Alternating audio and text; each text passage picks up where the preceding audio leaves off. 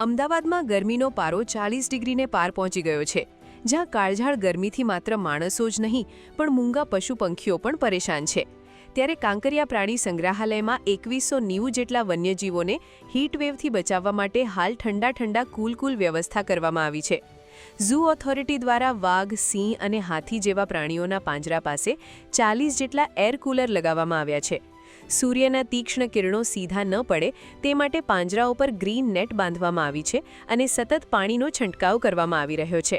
ખાસ કરીને નોક્ટર્નલ ઝૂમાં geothermal aeration ટેકનોલોજીનો ઉપયોગ કરાયો છે, જેથી બહાર ગમે તેટલી ગરમી હોય પણ અંદર પ્રાણીઓને કુદરતી ઠંડકનો અહેસાસ થાય છે. પ્રાણીઓ ડિહાઇડ્રેશનનો શિકાર ન બને તે માટે પીવાના પાણીમાં ગ્લુકોઝ અને ORS પાવડર ઉમેરવામાં આવે છે. ખોરાકમાં પણ ફેરફાર કરીને તડબૂચ, ટેટી અને શેરડી જેવા વધુ પાણીવાળા ફળો આપવામાં આવી રહ્યા છે.